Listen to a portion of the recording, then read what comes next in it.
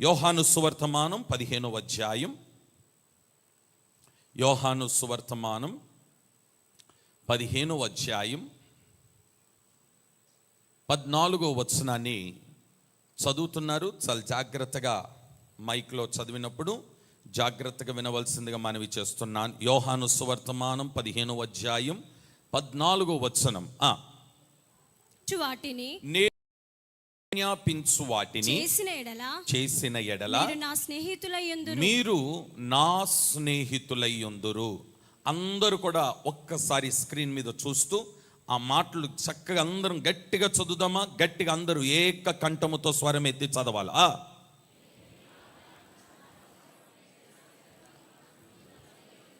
Right. ఇక నా వైపు చూస్తూ వినండి. ఈ ఉదయకాల సమయంలో పరిశుద్ధాత్మ దేవుడు మనతో సూటిగా మాట్లాడుతున్నాడు. గలమెత్తి స్వరమెత్తి మాట్లాడుతున్నాడు. నీతో నాతో స్పష్టంగా మాట్లాడుతున్నాడు. డిస్ప్లేలో చూస్తున్నారు, గమనించండి. ప్రభు మనతో చెప్తున్న మాట ఏంటంటే, నేను మీకు ఆజ్ఞాపించిన వాటిని ఇటు చూడండి, చూడండి. నేను అదే నేను అయిపోయేంత వరకు దాన్ని తీయొద్దు. నేను మీకు ఆజ్ఞాపించిన వాటిని, నేను మీకు ఆజ్ఞాపించిన వాటిని, నేను మీకు సెలవిచ్చిన వాటిని, నేను మీకు చెప్పిన వాటిని దానిని చేసిన ఎడల, నేను ఏదైతే మీకు ఆజ్ఞాపించున్నానో, ఏదైతే నేను మీకు తెలియచేస్తున్నానో, ఏ కమాండ్మెంట్స్, ఏ ఆజ్ఞలైతే నేను మీకు ఇచ్చున్నానో దానిని మీరు చేసిన ఎడల మీరు నా స్నేహితులై ఉంటారు. ఇప్పుడు చెప్పండి ఆమేనని గట్టిగా. ఇప్పుడు మీరు చెప్పాలా? మనము దేవునికి స్నేహితులమై ఉండాలంటే ఇప్పుడు మనం ఏం చెయ్యాలా? మీరు చెప్పండి బ్రదర్స్, మీరు చెప్పండి, గట్టిగా చెప్పండి చూద్దాం.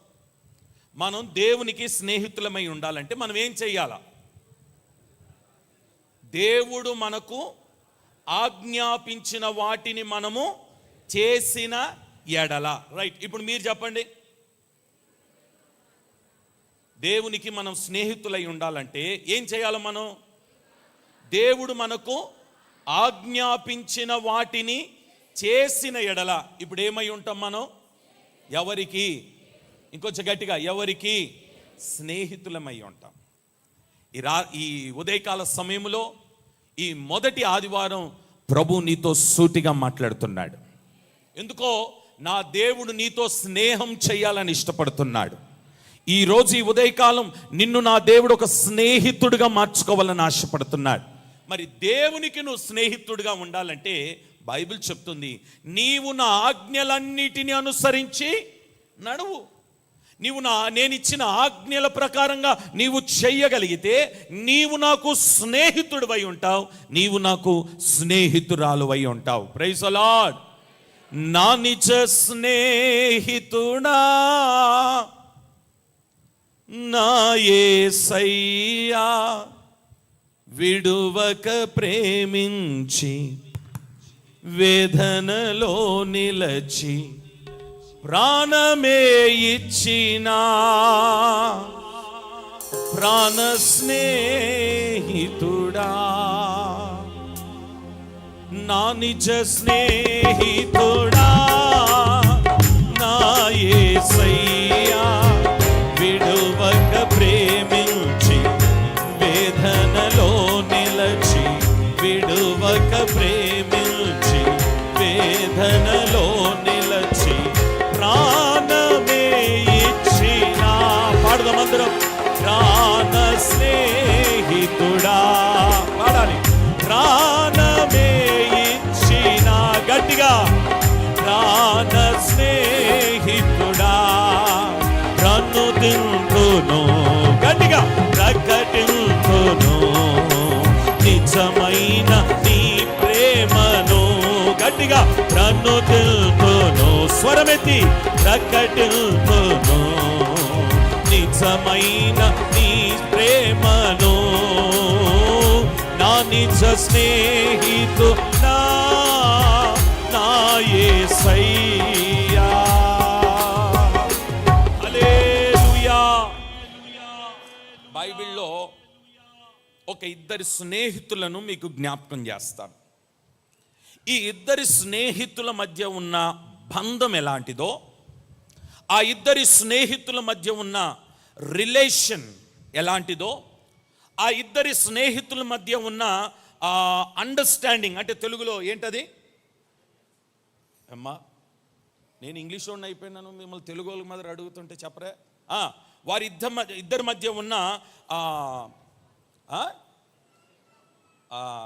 ఏమంటారు దాన్ని, సరే ఏదో ఒకటి కానీ, యేసు రక్తమే జయం.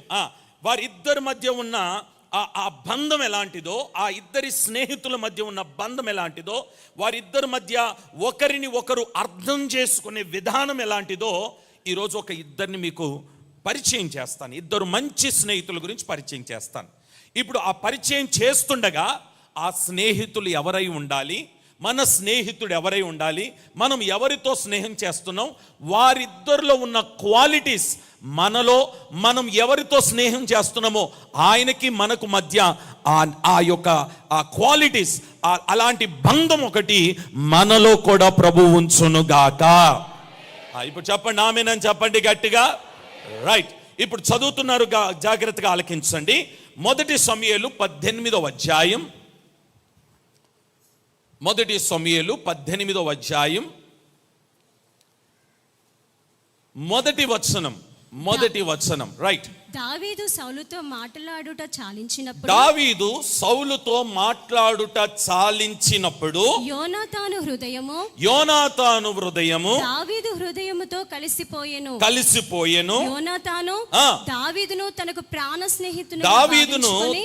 ప్రాణ స్నేహితునిగా భావించుకొని అతన్ని ప్రేమించెను. రైట్, ఇక మీరందరూ నా వైపు చూడండి. దావీదు, యోనాతాను, వీళ్ళిద్దరూ మంచి స్నేహితులు. ఓకే, ఇప్పుడు చెప్పండి ఎవరెవరు స్నేహితుల పేర్లేంటి? కొంచెం మీరు మాట్లాడాలి అందరూ స్వరమెత్తి. దావీదును, యోనాతాను, వీరిద్దరు మంచి స్నేహితులు. దావీదు అందరికీ పరిచయం. యోనాతాను ఎవరనంటే ఇజ్రాయేలు దేశానికి మొదటి రాజైన సౌలు యొక్క కుమారుడు యోనాతాను. రాజుగారి కుమారుడు యోనాతాను, కాబోయే రాజు అయ్యేవాడు యోనాతాను. జాగ్రత్తగా వినండి, సౌలు రాజు యొక్క కుమారుడు యోనాతాను. ఇంకో మాటలో చెప్పాలంటే ఇంగ్లీష్లో ప్రిన్స్ అంటారు. యోనాతానికి దావీదుకు మధ్య ఉన్న ప్రేమ, యోనాతానికి దావీదుకు మధ్య ఉన్న స్నేహం, అసలు ఈ స్నేహం ఎలాంటిది, స్నేహం ఎలా కలిసింది, ఇరువురు ఎలా పరిచయం అయినారో మొదటిగా వారి పరిచయాలు కొన్ని విషయాలు చెప్తాను, జాగ్రత్తగా వినండి. గొల్యాత్ అనేవాడు దండెత్తుకొని వచ్చినాడు ఇజ్రాయిలు ప్రజల మీదకి. ఈ ఇజ్రాయిలు ప్రజల మీదకి గొల్యాతు దండెత్తుకొని వచ్చినప్పుడు ఈ సౌలు రాజు ఏమి చేయలేని నిస్సహాయ స్థితిలో, ఇజ్రాయిలు ప్రజల్లో ఉన్న సైన్యము కూడా ఏమి చేయలేక, దావీదు యొక్క సొంత అన్నలు కూడా యుద్ధ భూమిలో యుద్ధం చేసేవారు, యుద్ధ వీరులు ఏమీ చేయలేక అందరట తమ తమ గుడారాలలో దాక్కొనున్నారట, రాజుతో సహా. ఈ సమయంలో దావీదు ఆ యుద్ధ భూమికి వచ్చి జరుగుతున్న సన్నివేశాన్ని అంతటిని చూసి, వాడు వేస్తున్న కేకలను చూసి, శత్రు సైన్యాన్ని చూసి నెమ్మదిగా రాజుగారి దగ్గరికి వెళ్ళి అంటాడు కదా, రాజా, నేను నీ కంటికి చిన్నవానిగా కనబడుతున్నా, ఒక శత్రువు అనేవాడు, ఒక ఫిలిస్టీయుడు, ఒక సున్నతి లేనివాడు, వాడు ఇజ్రాయేలు ప్రజల మీదకి వచ్చినప్పుడు నువ్వు ఎందుకు మౌనంగా ఉన్నావు? దయచేసి నా మాటినయ్యా, నన్ను పంపు, నేను వెళ్ళి యుద్ధము చేస్తాను. ఈ మాటలు దావీదు సౌలుతో మాట్లాడుతున్నప్పుడు అక్కడ ఎవరున్నారో తెలుసా? సౌలు కుమారుడైన యోనాతాను ఉన్నాడు అక్కడ. దేవునికి స్తోత్రం కలుగునుగాక. ఆమేన్ చెప్పండి ఒకసారి గట్టిగా.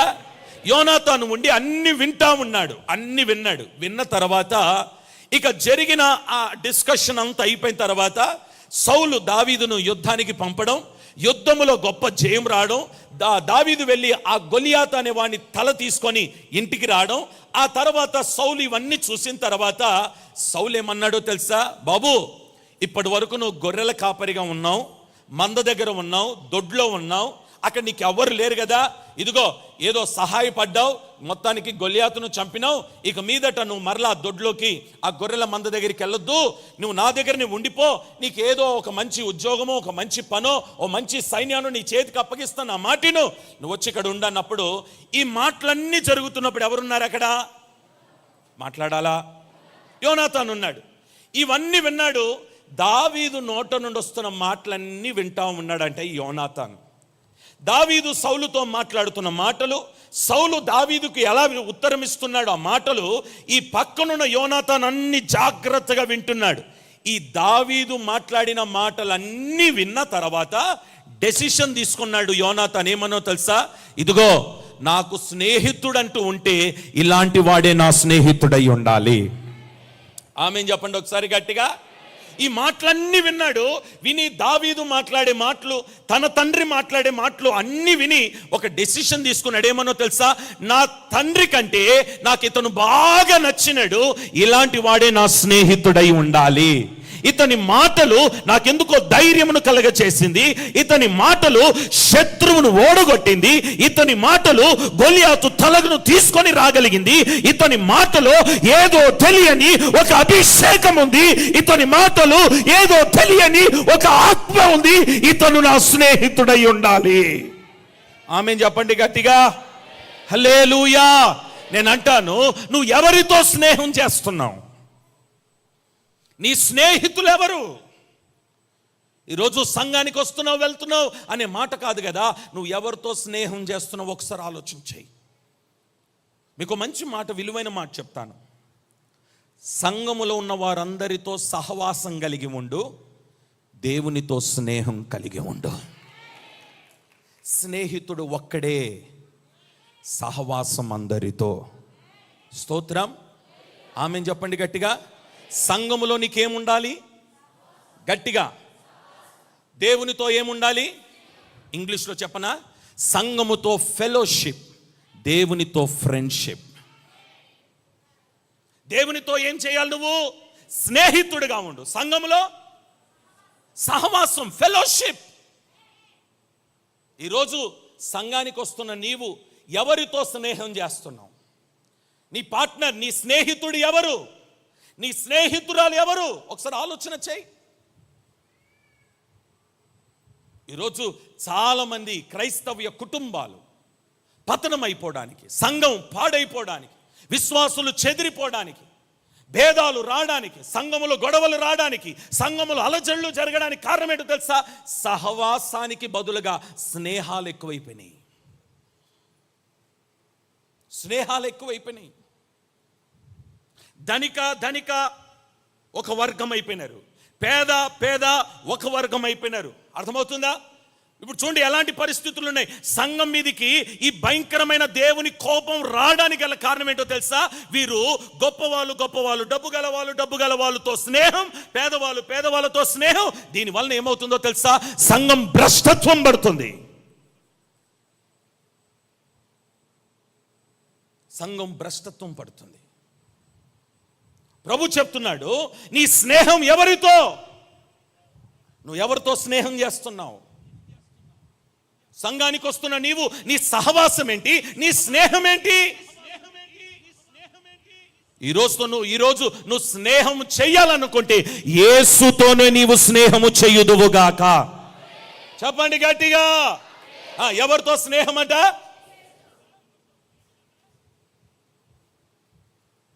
కొంచెం స్నేహితుల దగ్గర కలవగానే ఏమండి ఇక సంఘం కనబడదు, సేవకులు కనబడరు, సేవకురాలు కనబడదు, ఏమండి మందిరం కనబడదు, పరిచర్య కనబడదు. ఇక వాళ్ళు మీరు కొంచెం జాగ్రత్త గమనిస్తే వాళ్ళు ఎలా ఉంటుందో తెలుసా?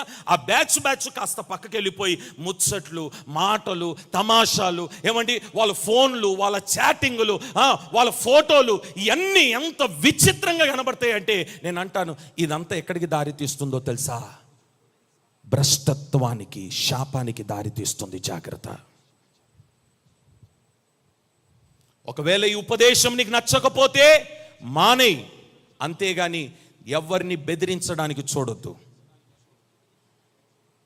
నువ్వు స్నేహం చెయ్యాలనుకుంటే యేసయ్యతో స్నేహం చెయ్యి. నువ్వు సహవాసంలో ఉండాలనుకుంటే అందరితో కలిసి సహవాసం చేయి. స్తోత్రం. ఆమేన్ చెప్పండి గట్టిగా, ఇంకొంచెం గట్టిగా చెప్పండి. మన సంఘములో ధనిక పేద కులం అనే మతం అనే భేదాలు లేవు. మనమందరం ఒకే కులానికి చెందిన వారం. యేసు క్రీస్తు రక్తము చేత మనం కడగబడిన వారము. మన నరాలలో యేసు రక్తము ప్రవహించాలి. మన రక్తములో యేసు రక్త నామ స్మరణ జరగాలి. స్తోత్రం. హల్లెలూయా, హల్లెలూయా. ఇప్పుడు ఆ మాట విని, దావీదు యొక్క మాట విని డెసిషన్ తీసుకున్నాడు. ఏమనో తెలుసా? నాకంటూ ఒక స్నేహితుడుంటే ఆ స్నేహితుడు దావీదే ఉండాలి, నా స్నేహితుడు. ఆమేన్ చెప్తారా గట్టిగా? ఇప్పుడు కొత్త నిబంధనకు వస్తే ఆ దావీదు ఎవరో కాదు, మన ప్రభువైన యేసుక్రీస్తు. దావీదు సంతానము నుండి వచ్చిన వాడు ఆ యేసయ్యకు నువ్వు స్నేహితుడిగా ఉండాలి. నీ నోట నుండి రావాల్సిన మాట ఏంటో తెలుసా? నాకంటూ ఒక స్నేహితుడు ఉన్నాడు అని అంటే, దావీదు కుమారుడా నీవే నా స్నేహితుడివి. Praise the Lord. హల్లెలూయా. గట్టిగా చెప్దాం, అందరం గట్టిగా చెప్పండి, దావీదు కుమారుడా. సరిపోలే, చేతులు పైకి చెప్పాలా? దావీదు కుమారుడా. ఇంకా స్వరం ఎత్తి, దావీదు కుమారుడా నీవే నా స్నేహితుడివి. ఇప్పుడు యోనాతాన్ ఏమంటున్నాడో తెలుసా? దావీదు, నీవు నా ప్రాణ స్నేహితునిగా భావించి నేను నిన్ను ప్రేమిస్తున్నానయ్యా. ఈరోజు నీ ప్రాణ స్నేహితుడు ఎవరు?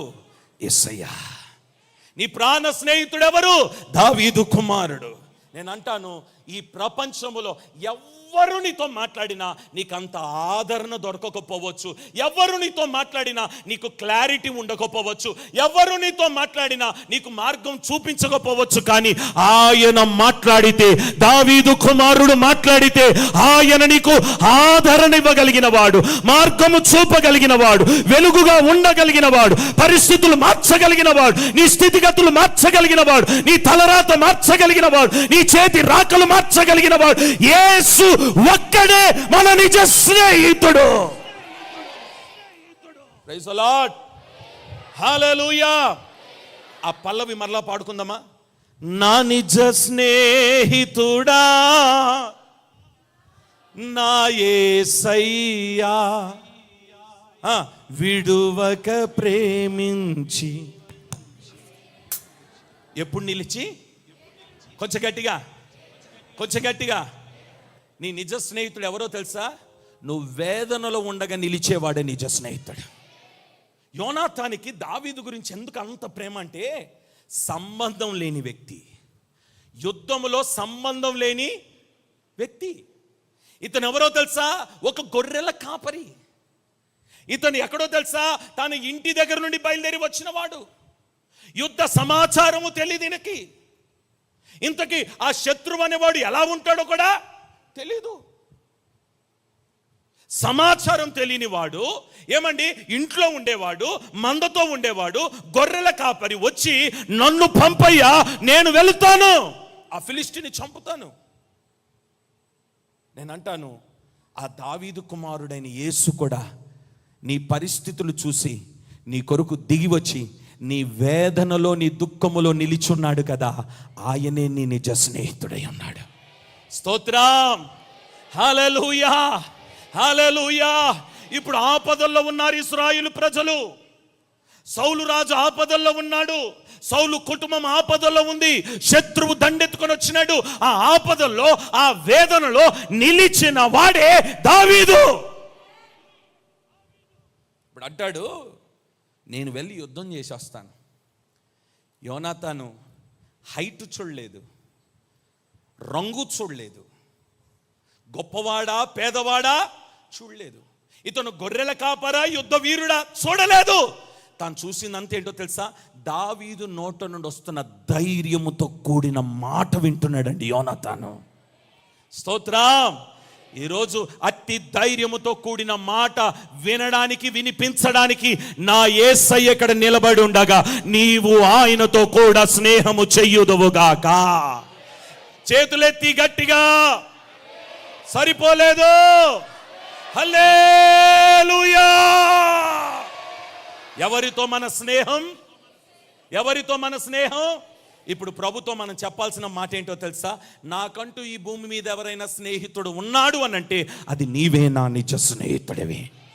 ప్రాణమే ఇచ్చినా నా ప్రాణ స్నేహితుడా, నీ ప్రాణమే ఇచ్చినా నా నిజ స్నేహితుడా.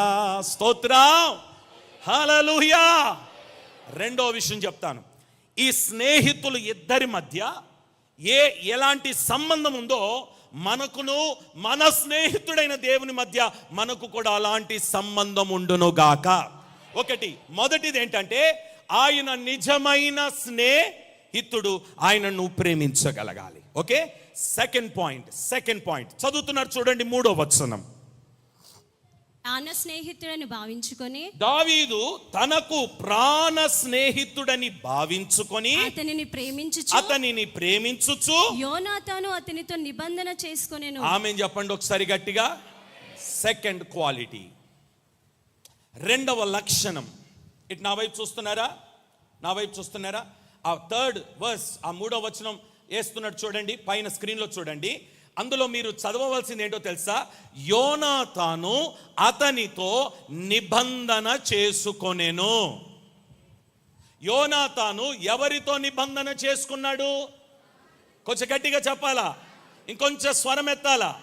దావీదుతో. ఇప్పుడు నువ్వు ఎవరితో నిబంధన చేసుకోవాలి? దేవునితో నిబంధన చేయాలి. యేసయ్యతో ఒక నిబంధన చేయాలి. ఏమనో తెలుసా? యోనాతాను దావీదుతో ఎలాంటి నిబంధన చేస్తున్నాడో అలాంటి నిబంధన మనము చెయ్యుదుముగాక. యేసుతో ఒక ప్రమాణము చెయ్యుదుగాక. యేసయ్యతో ఒక నిబంధన చెయ్యుదుముగాక. యేసయ్యతో ఒక వాగ్దానం, ఒక ఒడంబడిక చెయ్యుదుముగాక. Praise the Lord. ఏంటో తెలుసా మన నిబంధన? యోనాతాను చేస్తున్నాడు దావీదుతో, దావీదు గారు ఈ రోజు నుండి నాకంటూ ఒక ఫ్రెండ్ ఉన్నాడంటే, నాకంటూ ఒక రియల్ ఫ్రెండ్ ఉన్నాడంటే అది నీవేనయ్యా. నీతో ప్రమాణం చేస్తున్నాను, మరణము తప్ప మనల్ని ఏది విడదీయదు. చెప్పు స్తోత్రం అని చెప్పు గట్టిగా. హల్లెలూయా. మరణము తప్ప మనలను ఏది విడదీయదు. నిబంధన చేస్తున్నాడు. ఈరోజు యేసయ్యతో ఒక నిబంధన చేయి, మరణమైన జీవమైన. అయ్యా, నీ వచ్చేంత వరకు, నీ రాకడ వరకు, నేను చచ్చేంత వరకు నిన్ను నేను విడిచిపెట్టను. హల్లెలూయా. నేను అంటాను, శ్రమ కలిగినను, ఉపద్రవం కలిగినను, నష్టము కలిగినను, ఇబ్బందులు కలిగినను, ఆపదలు కలిగినను, రోగము కలిగినను, వ్యాధి కలిగినను, భయంకరమైన నష్టమే కలిగినను, కుటుంబమే మట్టుమాయమైపోయినను, మట్టిలో కలిసిపోయినను, నువ్వు ఒక్కడివే మిగిలినను. యేసుతో చేసిన నిబంధన చనిపోయేంత వరకు, మరణించేంత వరకు యేసుతోనే నీవు నిలుచుదువుగాక.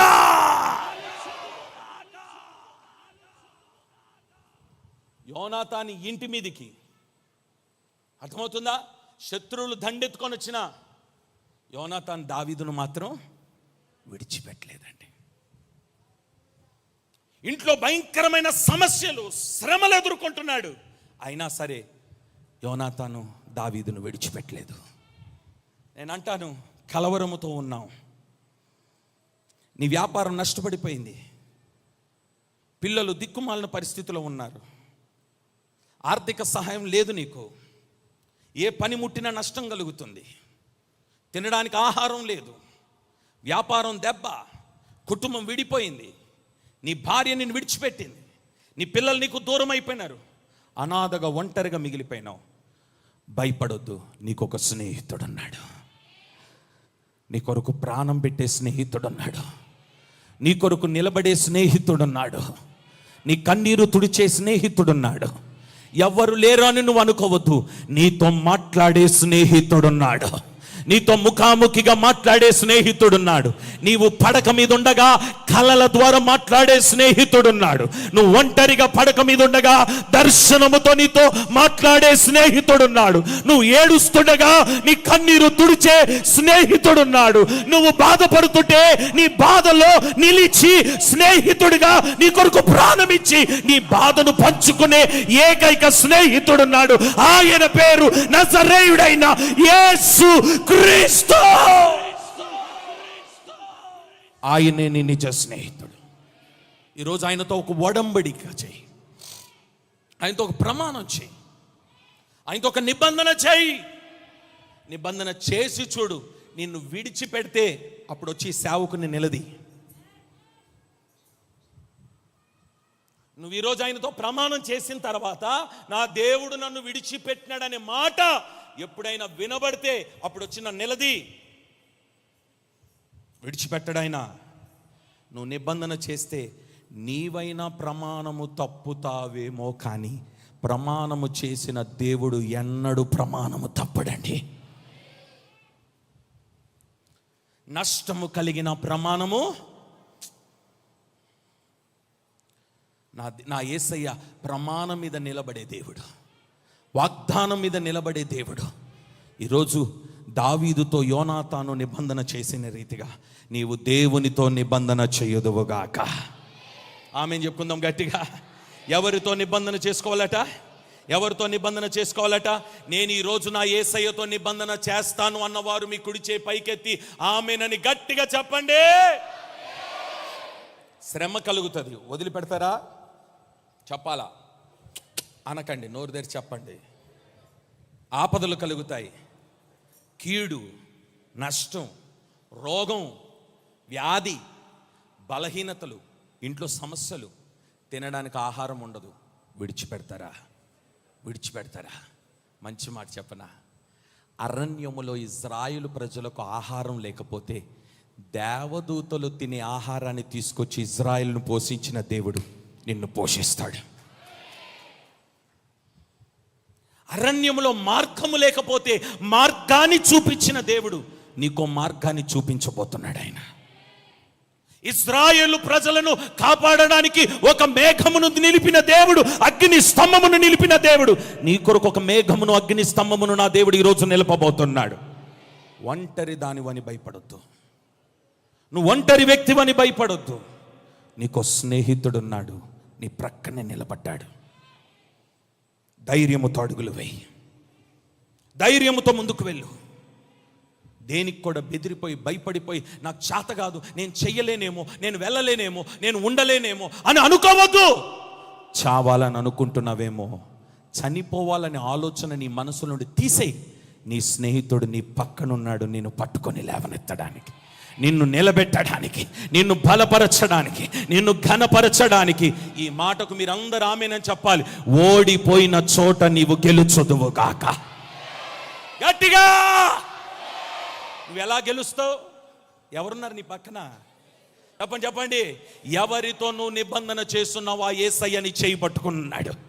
నువ్వు ఎవరితో ప్రమాణం చేస్తున్నావో ఆ యేసయ్యని చేయి పట్టుకొని ఉన్నాడు. నువ్వు ఎవరితో నిబంధన చేస్తున్నావో ఆ యేసయ్య నిన్ను విడిచిపెట్టాడు. నాకు తెలిసిన ఒక కుటుంబం ఉంది, భర్త రక్షణ పొందలేదు, అలా భార్య, 2 పిల్లలు భర్తకు తెలియకుండా బాప్టిజం తీసుకున్నారు. ఈ విషయాన్ని భర్తకు తెలిసింది. చిత్రహింస పెట్టినాడు వాళ్ళని.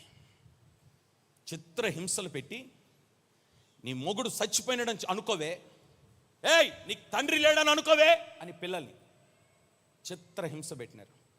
ఆ చిత్రహింసకి భర్తను ఎక్కడైతే పోగొట్టుకుంటారేమో, కోల్పోతారేమోననే భయానికి భర్త మాట విని దేవునికి ఇచ్చిన నిబంధనను వాళ్ళు దాటలేదట. వాళ్ళు చేసిన పని ఏంటో తెలుసా? ఆ కుటుంబం, అయ్యా అవసరమైతే నా భర్తను రక్షించు, మేము మాత్రం నిన్ను విడిచిపెట్టాం, నిన్ను విడిచిపెట్టాం.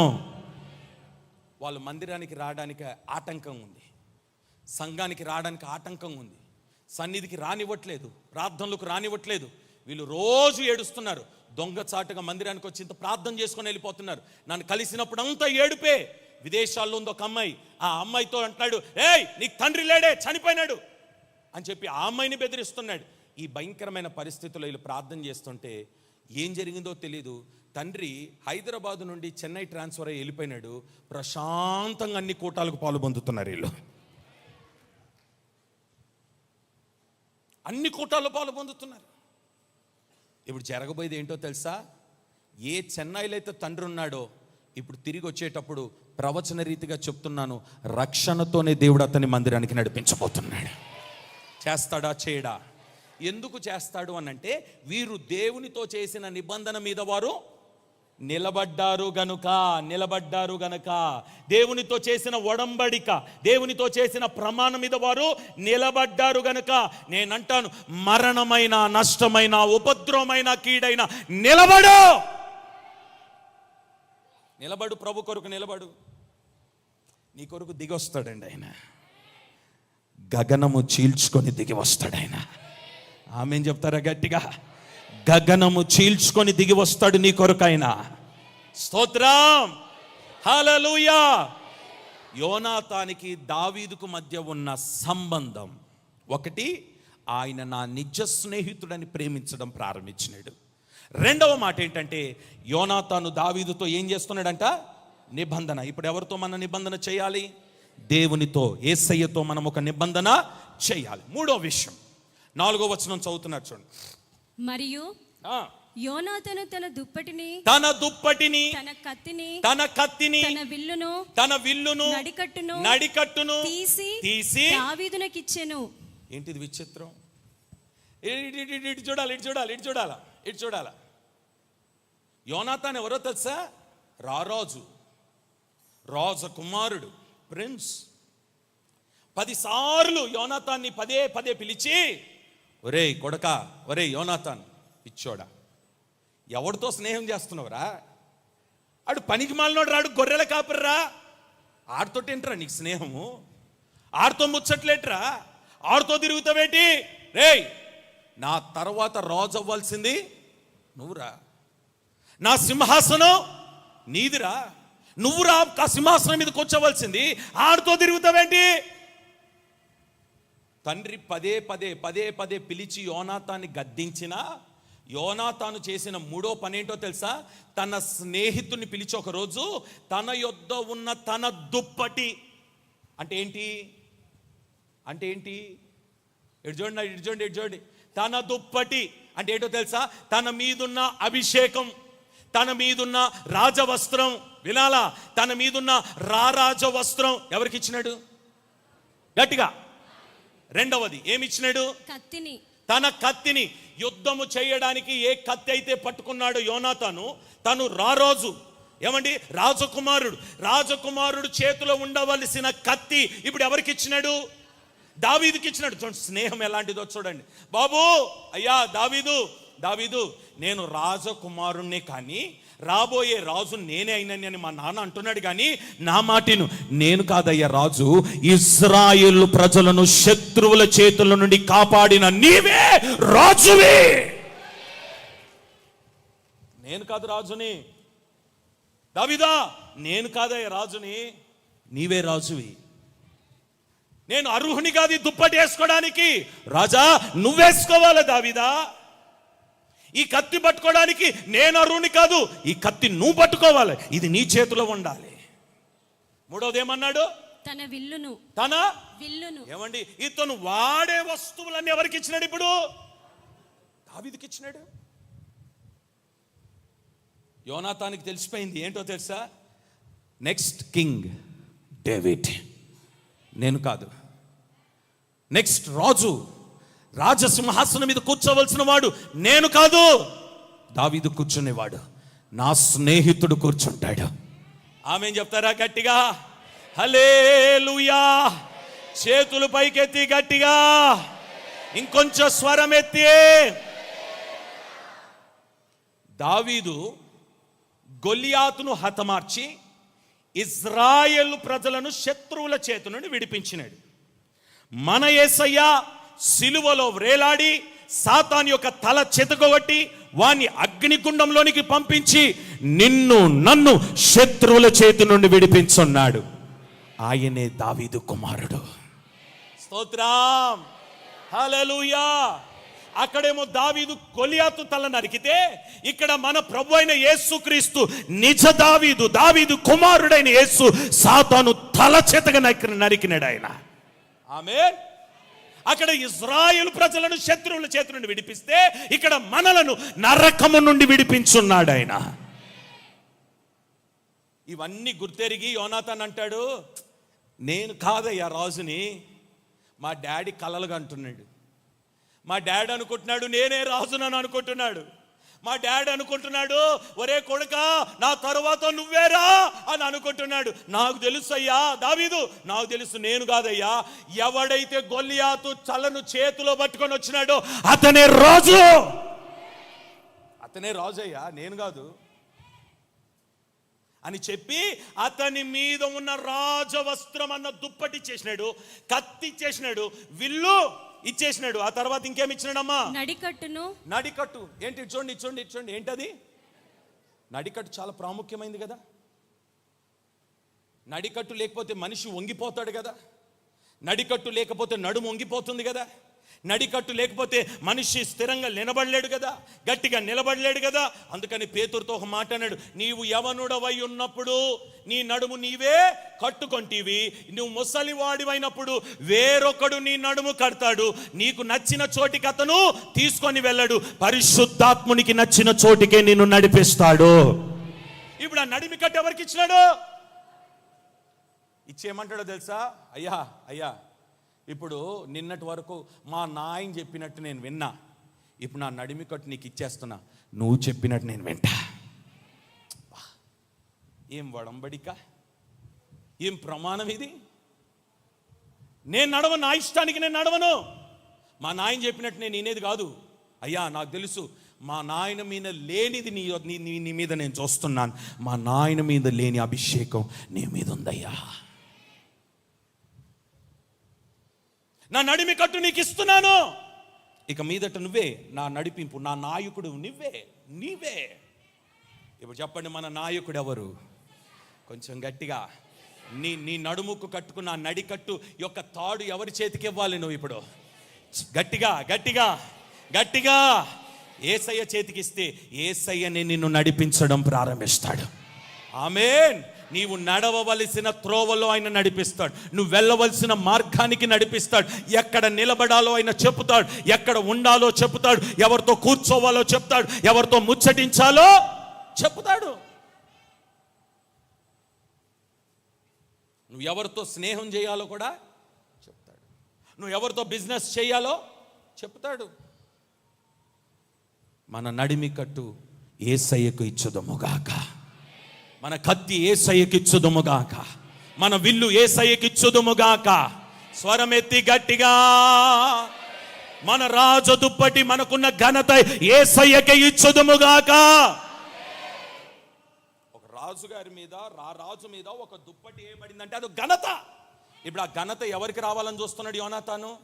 దావీదుకు. ఇప్పుడు ఆ ఘనత ఎవరికి రావాలని నీవు నేను చూడాలి? యేసయ్యకు రావాలి. ఆయన హెచ్చవలసి ఉన్నది, గట్టిగా, నేను ఆయన గణపరచబడాలి, ఆయన హెచ్చించబడాలి, ఆయన నామం కొనియాడబడాలి. అన్ని నామముల కంటే పైనున్న నామం సరిపోలేదు, ఇంకొంచెం గట్టిగా, యేసయ్య నామములో, శ్రీ యేసయ్య నామములో నమ్మితే చాలు నీవు, యేసయ్య నామములో శక్తి ఉన్నదయ్యా, శ్రీ యేసయ్య నామము. ఆమేన్. అన్ని నామముల కంటే ఇంకొంచెం గట్టిగా, ఎవరికి రావాలి ఘనత? అందుకని సర్వ ఘనత మహిమ ప్రభావములు యేసుకు మాత్రమే చెందునుగాక. హల్లెలూయా. అద్దం ముందు నిలబడ్డావు,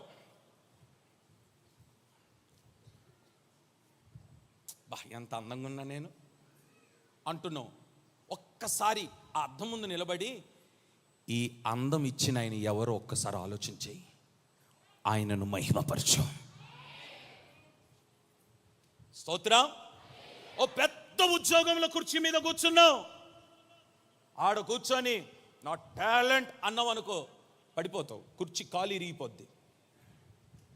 అర్థమైందా? కుర్చీ మీద కూర్చొని, అయ్యా ఈ కుర్చీ ఇచ్చింది నీవే కదా. స్తోత్రం. హల్లెలూయా. పెద్ద కారులో కూర్చున్నావు, స్టీరింగ్ పట్టుకున్నావు, అది మనం అంటే అన్నావు అనుకో, బండి ఎక్కడికో స్టీరింగ్ పట్టుకోగానే ప్రభువా ఈ కారు ఇచ్చింది.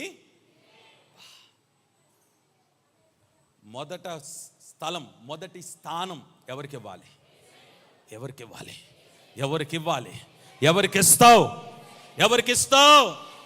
నీ అందాన్ని చూసి గర్వించొద్దు, నీ డబ్బును చూసి గర్వించొద్దు, నీ ఇల్లును చూసి గర్వించొద్దు, నీ ఉద్యోగాన్ని చూసి గర్వించొద్దు, నీ పలుకుబడి నీ పదవిని చూసి గర్వించొద్దు. ఇవన్నీ ఇచ్చిన వాడు ఆయన్నే.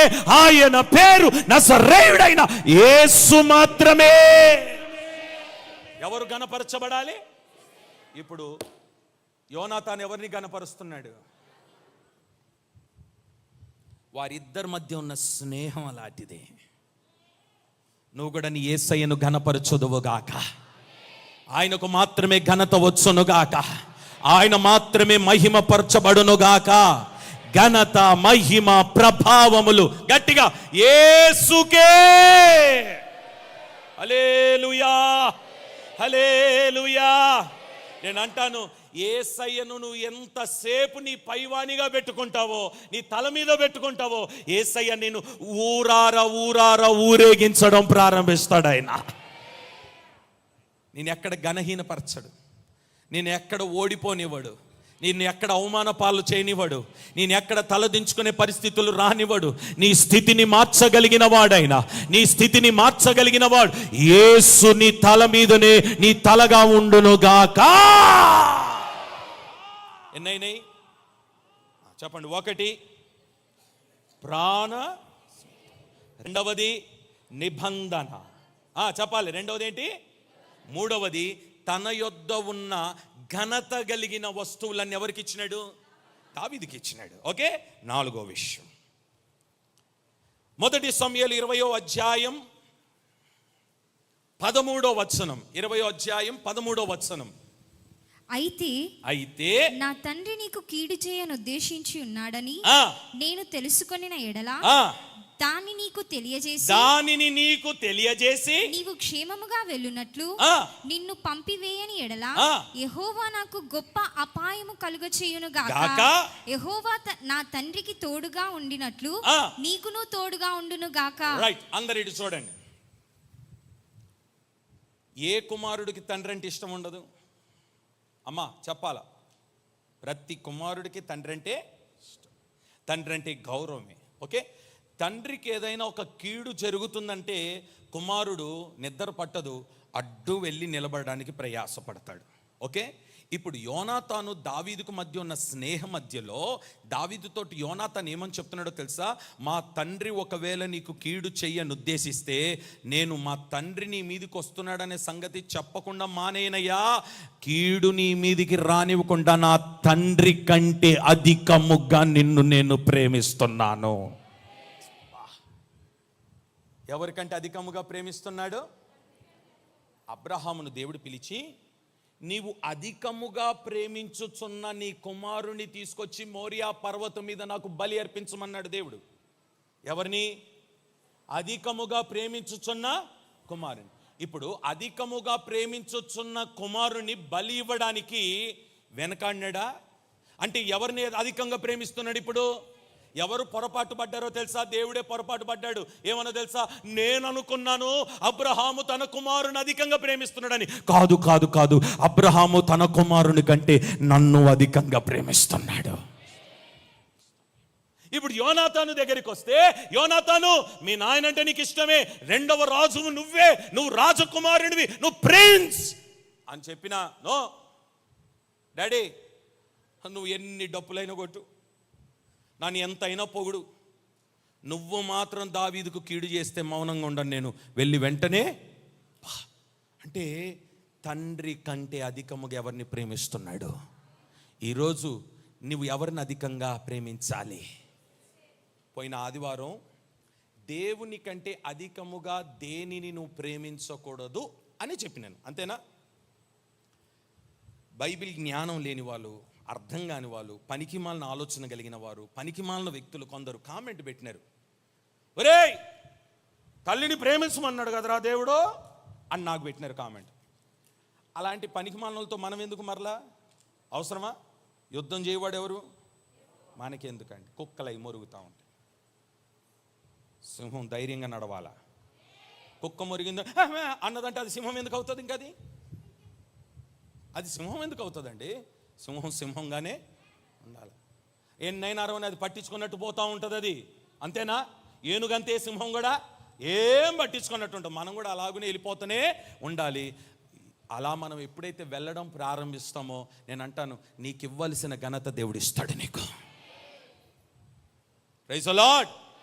ఇప్పుడు దావీదు తన తండ్రి కంటే అధికముగా ఎవరిని యోనాతాను తన తండ్రి కంటే ఎవరిని అధికంగా ప్రేమిస్తున్నాడు? దావీదు. నీవు అధికముగా ఎవరిని ప్రేమించాలి? ప్రేమించి చూడు. Praise the Lord, praise the Lord, hallelujah. దేవుడు అనుకున్నాడు, నన్ను మర్చిపోయి ఉంటాడు అబ్రహాము. ఈ పిల్లోడు పుట్టిన దగ్గర నుండి చూస్తున్నా, నేను ఎక్కువ ఆడంటేనే తిరుగుతున్నాడు. సరే ఈయన అడుగుదాం ఉండని చెప్పి నెమ్మదికి వెళ్ళి, అబ్రహామా నీ కొడుకుని తీసుకొచ్చి నాకు ఇచ్చేయి, నువ్వు ప్రేమించే కుమారుని నాకు ఇచ్చేయి అని అంటే, ఏమండి ఇంకొకరిని ఇస్తానులే అన్నాడా?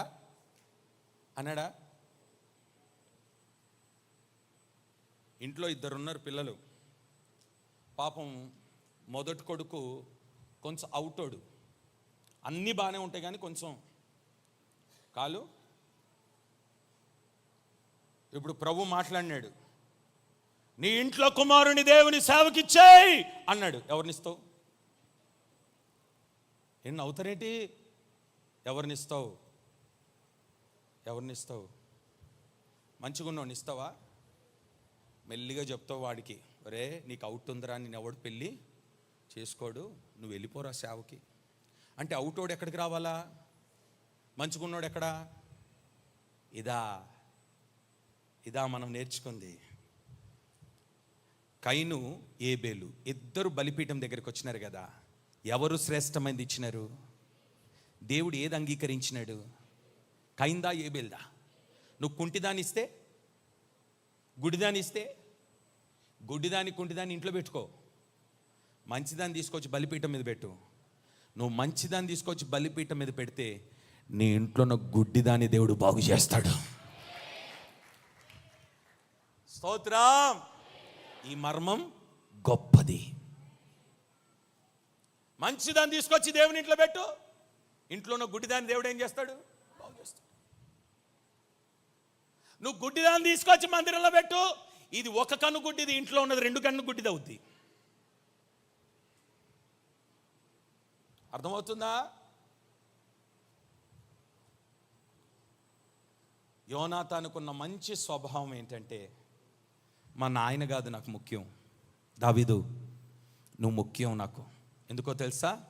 నీలో దేవుని అభిషేకాన్ని నేను చూస్తున్నాను, నీ మాట విధానం నేను చూస్తున్నాను, నీ పద్ధతి నేను చూస్తున్నాను, నీ నడకను నేను చూస్తున్నాను, నీ ప్రవర్తన నేను చూస్తున్నాను. ఆ రోజే ఫిదా అయిపోయినాను నీ మీద. నేను విడిచిపెట్టను.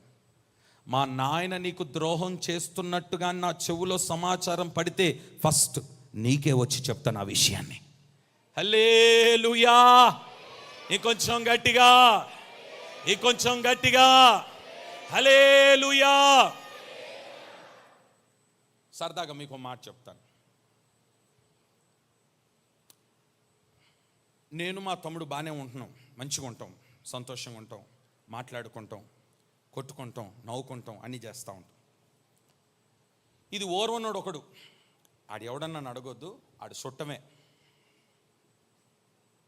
వచ్చి, ఒరే మీ అన్న అంతా నీ గురించి ఇట్లా మాట్లాడుతున్నాడు రా చెడుగా అని ఆడి చెప్పినాడు. నా దగ్గరికి వచ్చి, ఒరే వాడు మామూలుగా మాట్లాడుతున్నాడు నీ గురించి అని వాడికి చెప్పినాడు, నాకు చెప్పినాడు. ఎందుకో నాకు డౌట్ వచ్చింది, మా వాడికి కూడా డౌటే వచ్చింది. ఇద్దరం ఒక రోజు కూర్చొని ఫోన్ చేసి పిలిపించినాం అయ్యగారిని, మధ్యలో కూర్చోబెట్టినాం. ఎక్కడా చెప్పాలా? అటు మావాడు, నేను, మధ్యలో ఎవరున్నారు?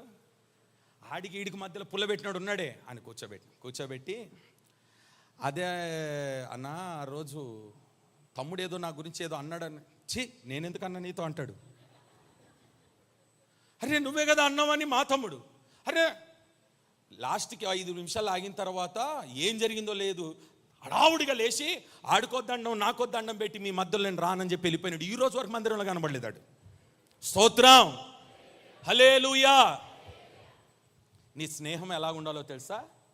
ఎలాంటి దుష్టుడు వచ్చి మధ్యలో నిలబడిన ఆడి మాట నువ్వు వినకూడదు, ఆడి మాట వినబడకూడదు.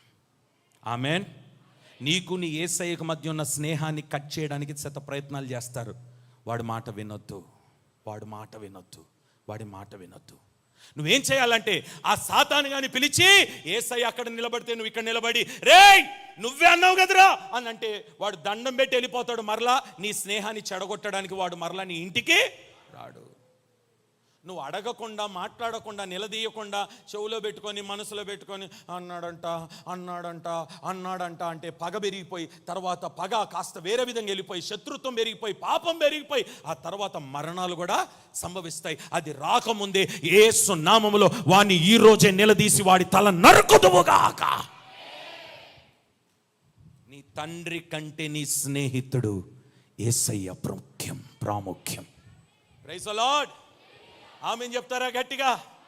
హల్లెలూయా, హల్లెలూయా, హల్లెలూయా.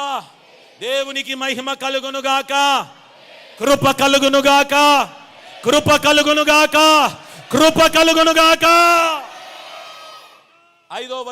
ఐదవ పాయింట్ 20వ అధ్యాయం, మొదటి సమూయేలు 20వ అధ్యాయం 14-15 వచనాలు. అయితే నేను బ్రతికి ఉండిన ఎడల నేను చావకుండా యెహోవా దయ చూపునట్లుగా నీవు నాకు దయ చూపకపోయిన ఎడల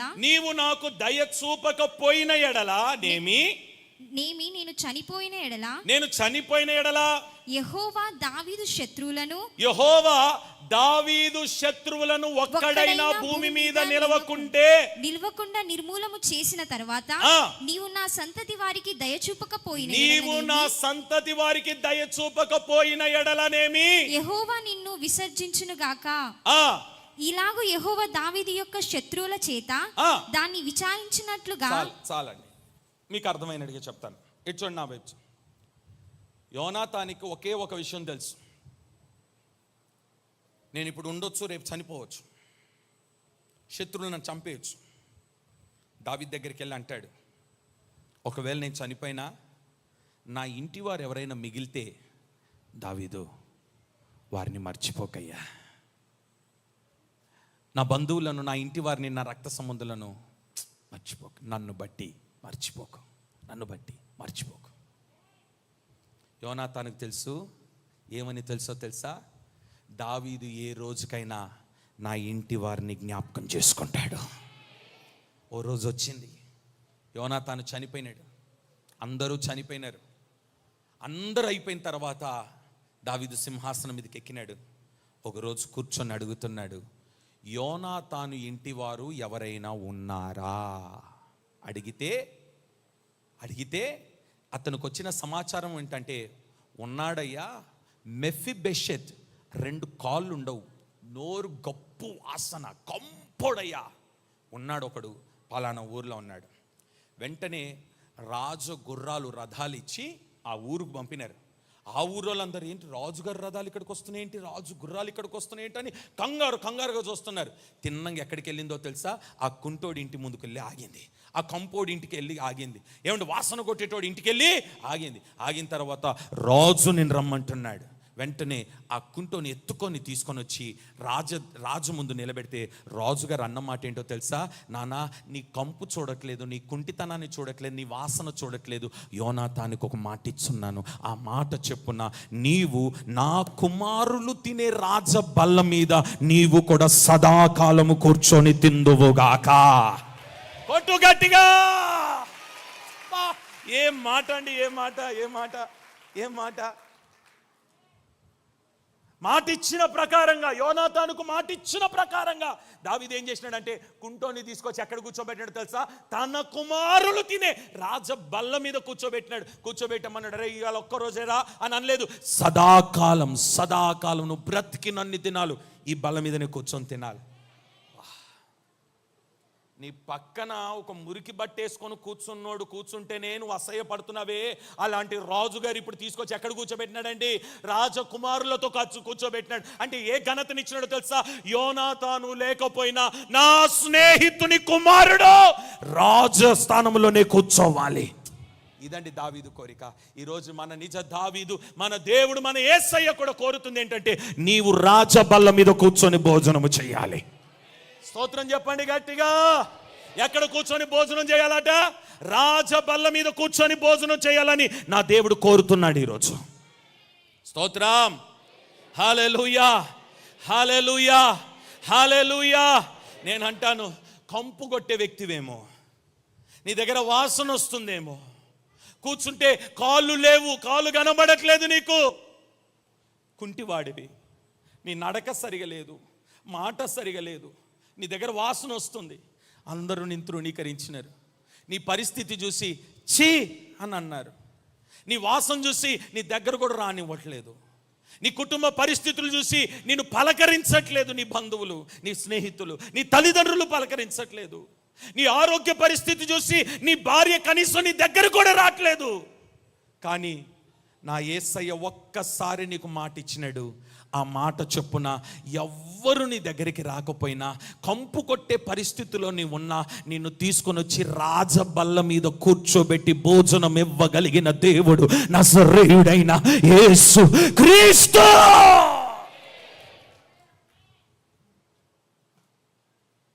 యోబు శరీరం అంతా కుళ్ళిపోయింది, సీము గారుతా ఉంది, గోర్లు పోయినాయి, రక్తం గారుతుంది, ఓ పక్కన వాసన వచ్చేస్తుంది, అందరూ వదిలిపెట్టి వెళ్ళిపోయినారు, భార్య కూడా చీ దరిద్రుడా చచ్చిపో. అమ్మా, అన్నీ ఇచ్చినప్పుడు ఆయన స్తుతించినాం కదా, ఇప్పుడు అన్నీ పోయినప్పుడు అలా మాట్లాడడం కరెక్ట్ కాదు కదమ్మా. నాలో ప్రాణం ఉన్నా పోయినా ఏదో ఒక రోజు ఆయన వస్తాడు, ఈ నేత్రాలతో ఆయన నేను చూస్తానమ్మా. ఆ ఒక్క మాట కొరకు దేవుడు యోబు పరిస్థితులు అన్నీ మార్చేసి, ఎవడెవడైతే అతన్ని దూషించి వ్యతిరేకంగా మాట్లాడి చీ కంపోడా అని అన్నారో, మరల వాళ్ళందరూ చూస్తుండగానే పోగొట్టుకున్న దానికంటే అత్యధికమైన ఆశీర్వాదముతో నింపి మరలా సింహాసనం మీద కూర్చోబెట్టినాడు దేవుడు యోబుని. స్తోత్రం, హల్లెలూయా. ఈరోజు ఈ మాట రాసుకొని వెళ్ళు. ఇది వాగ్దాన సందేశం, ప్రమాణ సందేశం, నీకు మాట ఇస్తున్న సందేశం, ఆయన నేను స్నేహితునిగా చేసుకునే సందేశం. ఏంటో తెలుసా సందేశం? నిన్నటి వరకు కంపోడా, వాసన కొట్టేటోడా, కాలు లేనోడా, ఓ అప్పుల పాలైనోడా, పనికి మాలినోడా, ఓ పేదవాడా, ఓ బిచ్చగాడా అన్నవారున్నారే, వారు చూస్తుండగానే దేవుడు నిన్ను రాజబల్ల మీద కూర్చోబెట్టబోతున్నాడు. చప్పట్లు కొడుతూ ఆయన ఆరాధించు, అన్య భాషలు మాట్లాడు. రాజబల్ల మీద రాజులు తినే ఆహారం, రాజులు కూర్చునే బల్ల, రాజులు కూర్చునే కుర్చీ, రాజస్థానాన్ని యేసు నామములో నీకు ఇచ్చునుగాక. రిసీవ్, పొందుకో.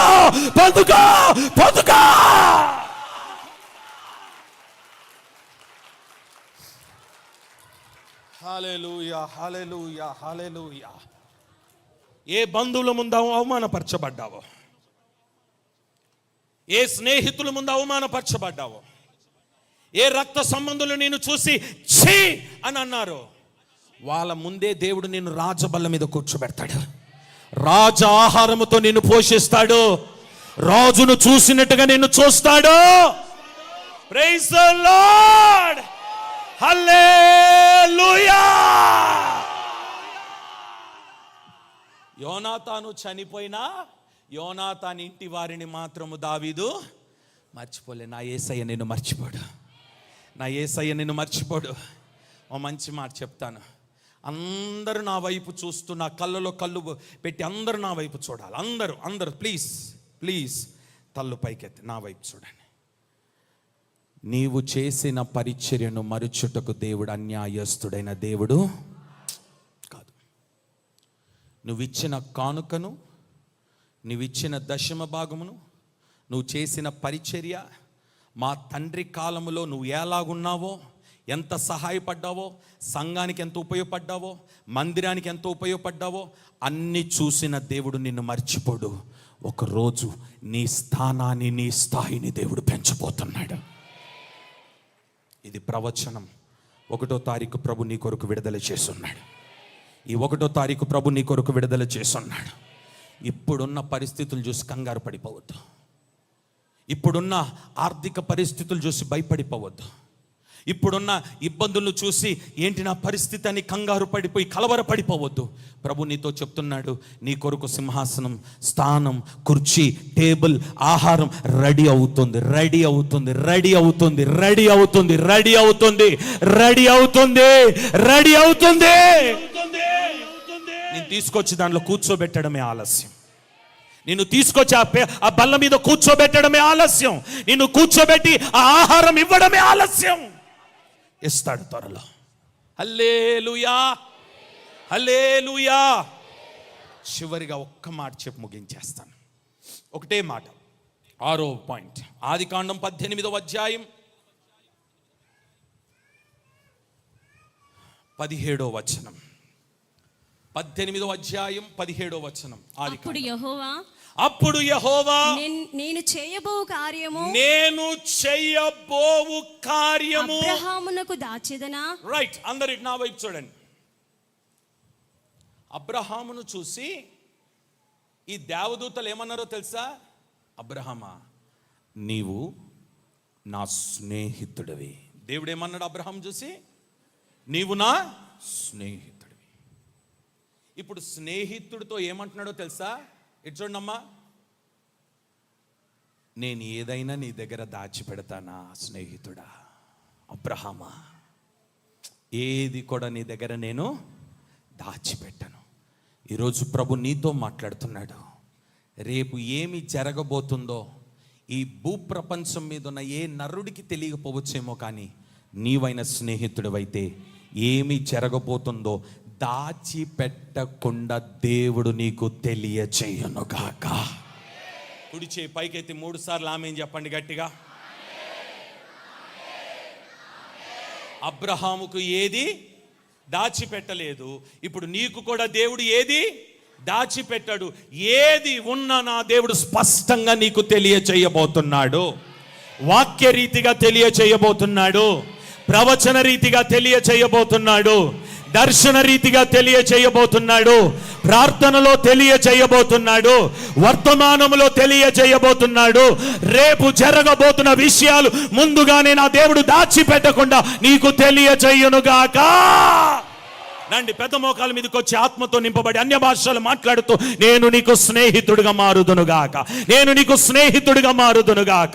మోకాల మీదకి వచ్చేయాలి. మోకాల మీదకి ఎవరు బయటికి వెళ్ళకూడదు. ఉన్న పాటునే మోకరించండి, ఆత్మతో నింపబడండి, అన్య భాషలు మాట్లాడండి. ఓ పరిశుద్ధాత్మ శక్తితో నింపబడండి. యేసు నామములో నేను నీకు స్నేహితురాలుగా, నేను నీకు ఒక స్నేహితుడిగా మార్చబడాలి నాయన, మార్చబడాలి నాయన. నాకు ఏది దాచొద్దు ప్రభువా, నా దగ్గర ఏది దాచొద్దు ప్రభువా. సమస్తాన్ని నాకు తెలియచేయి ప్రభువా.